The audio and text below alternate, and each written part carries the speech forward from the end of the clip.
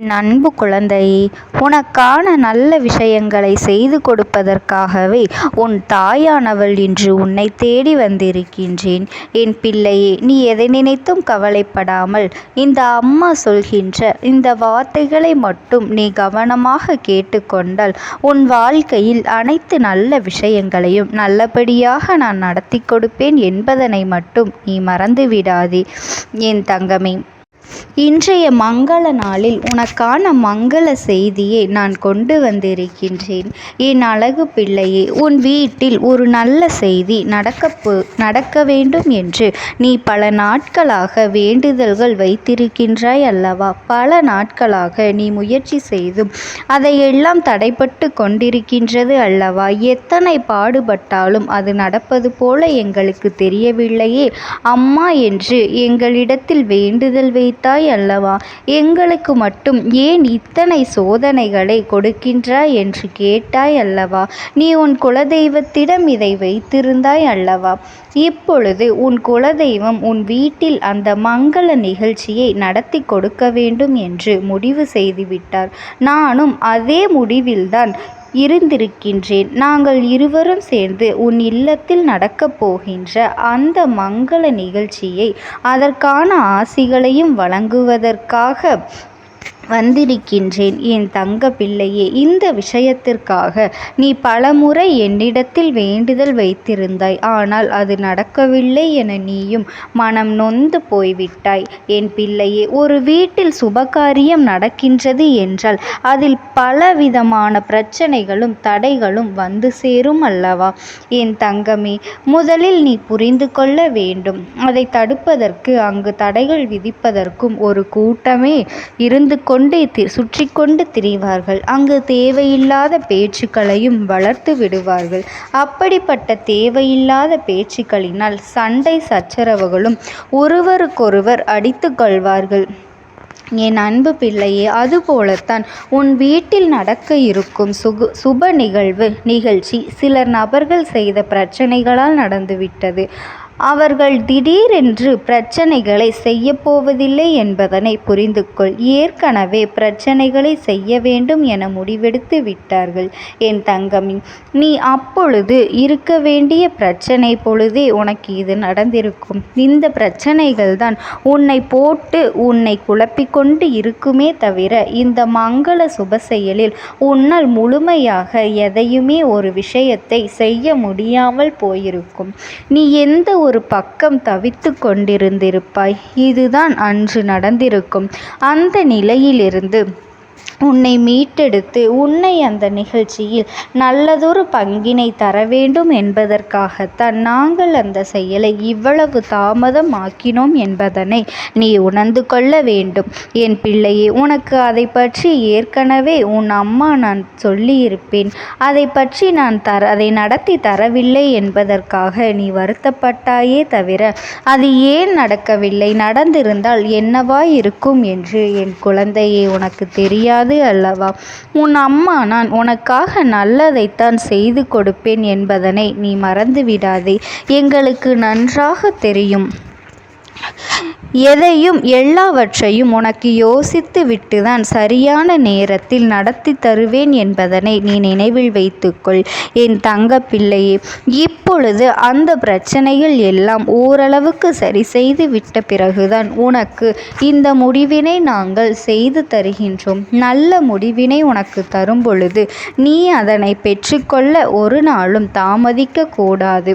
அந்த நிகழ்ச்சியை நடத்துவதற்கு எல்லா ஏற்பாடுகளையும் செய்துவிடு. நிச்சயமாக எல்லா விஷயங்களும் உன் கைகூடி வரும் நேரமும் உன் இல்லத்தில் எல்லோரும் சந்தோஷமாக இருக்கும் நேரமும் வந்துவிட்டது. நிச்சயமாக இந்த நிகழ்ச்சி உன் குடும்பத்தில் இருக்கும் பல பிரிவினைகளை சேர்த்து வைக்கும் என்பதில் எந்த ஒரு மாற்று கருத்தும் கிடையாது. குடும்பத்தில் ஒற்றுமை அதிகரிக்கப் போகின்றது. யாரிடமாவது உனக்கு மனக்கஷ்டங்கள் இருந்தால் அதையெல்லாம் மறந்துவிட்டு நிச்சயமாக இந்த சந்தோஷத்தை நீ அவர்களுடன் பகிர்ந்து கொள்ள வேண்டும். இன்று பார்ப்பவர்களை நாளை பார்க்க முடியாது. நிச்சயமாக சுப நிகழ்ச்சிகள் வீட்டில் நடக்கும் பொழுது யாரையும் நம்பி ஒருபொழுதும் ஒதுங்கி வைக்கக்கூடாது. உன் மனதில் இருக்கின்ற எல்லா காயங்களையும் எல்லா வன்மங்களையும் மறந்து நிச்சயமாக அவர்களையும் இந்த நிகழ்ச்சியில் கலந்து கொள்ள செய்ய வேண்டும். உன்னுடைய பெண் குலதெய்வம் உன்னுடைய குடும்ப ஒற்றுமை இல்லாததை கண்டு மிகவும் மனம் வருந்தி இருக்கின்றார்கள் என் தங்க பிள்ளையே. அதற்காகவும் தான் நான் இப்பொழுது உன்னிடத்திலே பேசிக்கொண்டிருக்கின்றேன். நிச்சயமாக குடும்பத்தில் ஒற்றுமை இருந்தால் மட்டும்தான் உன்னுடைய குலதெய்வம் மனமகிழ்ச்சி அடைவார்கள். எல்லோரும் அங்கொன்றும் இங்கொன்றுமாக பிரிந்து கொண்டு இருந்தால் யார் வந்து உங்கள் குலதெய்வத்தினை பார்ப்பது? நீங்கள் குடும்பத்தோடு ஒற்றுமையாக வந்து வணங்கினால்தான் அவர்களுடைய மனம் குளிரும். நீ செய்கின்ற ஒவ்வொரு விஷயங்களிலும் இனி நீ கவனமாக இருக்க வேண்டும். நீ செய்கின்ற காரியங்களில் இனி நீ கவனமாக இருந்து இந்த சுப நிகழ்ச்சிகளை நீ யாருக்கும் மன வருத்தம் இல்லாதபடிக்கு செய்து முடிக்க வேண்டும். வீட்டில் சுப நிகழ்ச்சிகள் நடப்பது சாதாரண விஷயம் அல்ல. மங்கள நிகழ்ச்சிகள் வீட்டில் நடக்கும் பொழுது எத்தனையோ தடங்கல்கள் வரலாம், எத்தனையோ சோதனைகள் உனக்கு வரலாம். அத்தனையையும் தாண்டி நீ அதையெல்லாம் நல்லபடியாக நடத்தி முடிப்பது என்பது உன்னுடைய திறமை. அதை நீ நிரூபித்து காட்ட வேண்டியது உன்னுடைய கடமை. எந்த காரியத்தில் இறங்கி இருக்கின்றாயோ நிச்சயம் அவர்களால் தான் உனக்கு இப்பொழுது உதவிகள் கிடைக்கப் போகின்றது. உன் வீட்டில் நல்ல காரியத்தை நல்லபடியாக கொடுக்க போகின்றார்கள். நிச்சயமாக அதனால் தான் இப்பொழுது உனக்கு உதவியும் கிடைக்கப் போகின்றது. உன் வீட்டில் எல்லாம் நல்லபடியாக நடத்தி கொடுக்க போகின்றார்கள். யாரோடும் பகை உணர்வு வேண்டாம். பகையோடு இருப்பவர்களை எல்லாம் நிச்சயமாக இந்த நிகழ்ச்சியில் பகையை எல்லாம் மறக்க வைத்து மீண்டும் ஒன்று சேர்க்கக்கூடிய நிகழ்வாக இருக்க போகின்றது என் தங்க பிள்ளையே. உன்னுடைய அம்மாவினுடைய பேச்சை நீ கேட்பாயானால் யாரிடனும் நீ பகையை வளர்த்து கொள்ளாதே. உன்னுடைய அனைத்து பகைகளும் தீர்ந்து போகும் காலம் உனக்கு இப்பொழுது வரப்போகின்றது. அதனால்தான் இந்த மங்கள நிகழ்ச்சியை மங்கள செய்தி என்று உன் அம்மா நான் உன்னிடத்திலே கூறிக்கொண்டு இருக்கின்றேன். என் அழகு பிள்ளையே, குலதெய்வத்தை வணங்கினால் மட்டும் போதும். குலதெய்வம் உன்னுடைய குலத்தை காப்பது. உன்னுடைய குலம் ஒற்றுமையாக இருக்க வேண்டும் என்று, உன்னுடைய குலம் சந்தோஷமாக இருக்க வேண்டும் என்பதற்காகத்தான் அவர்கள் பாடுபட்டு கொண்டிருக்கின்றார்கள். உன்னுடைய குலத்திற்காகவும் உங்களுடைய நன்மைக்காகவும் தான், உங்களுடைய சந்தோஷத்திற்காகவும் தான் அவர்கள் உங்களை பாதுகாத்து கொண்டே நிற்கின்றார்கள். அவர்களின் மனதை நீ குளிர்விக்க வேண்டும். அவர்களுக்கு எதை செய்யாவிட்டாலும் நிச்சயம் அவர்களின் மனதை நீ குளிர்விக்க வேண்டும். என் பிள்ளையே, நீ என்ன நினைக்கின்றாய்? பூஜைகள் எல்லாம் நாம் செய்து வருகின்றோம். நம்மால் இயன்ற எல்லாவற்றையும் நாம் சாமிக்கு படைக்கின்றோம். நிச்சயம் நம்மை நம் குலதெய்வம் ஆசிர்வதிக்கும் என்றுதானே நினைக்கின்றாய் என் தங்க பிள்ளையே? நிச்சயம் அது அப்படியல்ல. நீ வளைக்கின்ற நெய்வேத்தியங்களும் நீ செய்கின்ற செலவுகளுமே உன்னுடைய பணமோ எப்பொழுதும் உன் குலதெய்வத்தினிடமிருந்து அன்பை அது வாங்கி தர முடியாது. உண்மையில் உண்மையான அன்பு என்னவென்றால், உன் மனதில் தீய எண்ணங்கள் இல்லாமல் மற்றவர்களுக்கு நல்லது செய்ய இயலாவிட்டாலும் கெடுதல் செய்யாமல் இருப்பதும், உன்னுடைய மனசாட்சிக்கு நீ அடிபணிந்து வாழ்வதும் தான் உன்னுடைய குலதெய்வத்தின் அன்பினை உனக்கு முழுமையாக பெற்று கொடுக்கும் என்பதனை நீ நினைவில் வைத்துக்கொள். குலதெய்வங்கள் எப்பொழுதுமே தன்னுடைய பிள்ளைகளிடம் எதையும் எதிர்பார்த்து நிற்பது கிடையாது. என்னுடைய குழந்தைகள் என்னிடத்தில் எப்படி இருக்கின்றார்கள்? என்னிடம் மனசாட்சிக்கு பயந்து உண்மையாகவும் நேர்மையாகவும் இருக்கின்றார்கள், செயல்களை செய்கின்றார்கள் என்பதை மட்டும் பார்ப்பார்களே தவிர உன்னிடம் என்ன இருக்கின்றது, நீ அவர்களுக்கு என்ன செய்கின்றாய் என்பதையெல்லாம் அவர்கள் கவனித்து கொண்டெல்லாம் இருக்க மாட்டார்கள். எப்பொழுதும் நெற்றியில் விபூதி இடுவதும் தெய்வத்தின் நாமத்தை சொல்லிக்கொண்டு இருப்பதும் இது போன்ற காரியங்களை செய்வதும் பிறர் பார்க்கும்படி நன்கொடைகளை வழங்குவதும் நீ உன் தெய்வத்தின் மீது கொண்டிருக்கும் அன்பு உண்மையும் நேர்மையும் உன் குலதெய்வத்திற்கு பயந்து நீ எந்த அளவிற்கு நன்மைகளை செய்கின்றாயோ அது நிச்சயமாக உன் குலதெய்வத்தின் அன்பை முழுமையாக பெற்று கொடுப்பதாகும்.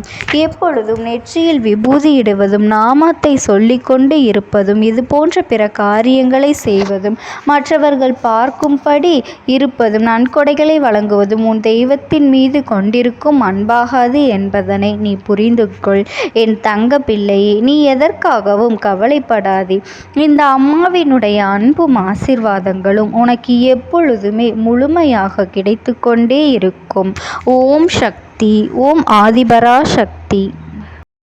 இருக்கின்றேன். அந்த ஆத்மாவின் வாக்கினை கேட்பதற்கு இதுவே உனக்கு கிடைக்கின்ற கடைசி வாய்ப்பாகவும் இருக்கலாம்.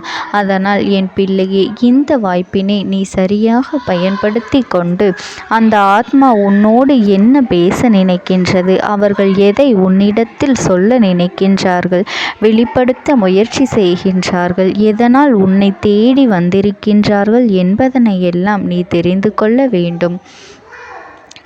என் தங்க பிள்ளையே, அவர்கள் எப்படி இந்த தெய்வத்தின் அருகில் வந்தார்கள் என்று நீ யோசிக்கலாம். என் தங்கமே, உன்னுடைய இல்லத்தில் சமீபத்தில் இறந்து போன ஒருவரினுடைய ஆத்மாவானது சில நாட்களாகவே உன் இல்லத்தை சுற்றி சுற்றி வருகின்றது. இந்த அம்மா அதனை கண்டுவிட்ட பிறகு, எதற்கு இங்கே சுற்றி கொண்டிருக்கின்றாய்? நீ இருக்க வேண்டிய இடத்தில்தானே இருக்க வேண்டும். என் பிள்ளையின் வீட்டில் உனக்கு என்ன வேலை என்று கேட்ட பொழுதுதான் அந்த ஆத்மா என்னிடத்தில் சொன்ன விஷயம், எனக்கும் என்னிடத்தில் இருக்க வேண்டும் என்றுதான் ஆசையாக இருக்கின்றது. ஆனால் சில விஷயங்கள் என்னை அங்கே செல்ல விடாமல் தடுத்து கொண்டு இருக்கின்றது. எனக்கு என்னுடைய குடும்பத்தில் இருக்கின்றவர்களிடம் பேசியாக வேண்டும். என் மனதில் தோன்றுகின்ற சில விஷயங்களை அவர்களிடத்தில் சொல்லிவிட்டால் நான் மனநிறைவோடு இங்கிருந்து சென்று விடுவேன். சில விஷயங்களை நான் அவர்களோடு பகிர்ந்து கொள்ளாமல் விட்டுவிட்டேன். அதற்கு சரியான நேரம் இப்பொழுது வந்திருக்கின்றது. இப்பொழுதும் சொல்லாமல் நான் சென்று விட்டால் இனி காலம் முழுவதும் என்னால் அவர்களிடத்தில் சொல்லிவிட முடியாது. இதற்கு நீங்கள்தான் துணையாக நிற்க வேண்டும் அம்மா என்று என்னிடத்தில் வாய்ப்பினை ஏற்படுத்தி கொடுக்க வேண்டும் என்று கேட்டது. என் தங்க குழந்தையே, இப்படி இருக்கும் பொழுது அவர்களிடத்தில் சொல்லிவிட முடியாது. அந்த வாய்ப்பினை ஏற்படுத்தி கொடுத்து என் வீட்டில் உள்ளவர்களிடம் பேச வைக்க வேண்டும் என்று என்னிடத்தில் கோரிக்கை வைத்தது. என் தங்கமே, இப்படி மனதிலே எந்த கெட்ட எண்ணங்களும் இல்லாமல் உன் குடும்பத்திற்காக பேச வேண்டும் என்று கேட்ட ஆத்மாவிற்கு நான் அந்த வாய்ப்பு வழங்குவது தானே முறையாக இருக்கும். அதனால் இந்த அம்மா அந்த ஆத்மாவிற்கு அந்த வாய்ப்பினை கொடுக்க முடிவுகள் செய்து இப்பொழுது உன்னோடு பேசுவதற்காக வரவழைத்திருக்கின்றேன். என் பிள்ளையே, அந்த ஆத்மாவானது உன்னிடத்திலே என்ன பேசுகின்றார்கள் என்பதனை நான் என் மூலமாக உன்னிடத்தில் பேசி சொல்கின்றேன்.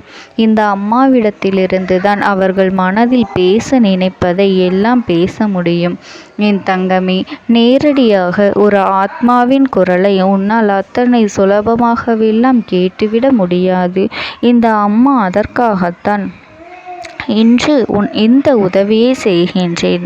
என் குடும்பத்தில் இருக்கின்றவர்களிடம் பேச வந்திருக்கின்றேன். உங்கள் எல்லோரையும் நான் இனி காணவே முடியாது என்பதனை நான் உணர்ந்து கொண்டேன். என் வாழ்க்கையில் நிறைவாக இருந்து என்னால் உங்களுக்கு கஷ்டங்கள் வந்தாலும் உங்களால் எனக்கு எந்த கஷ்டங்களும் இதுநாள் வரையிலும் வந்தது கிடையாது.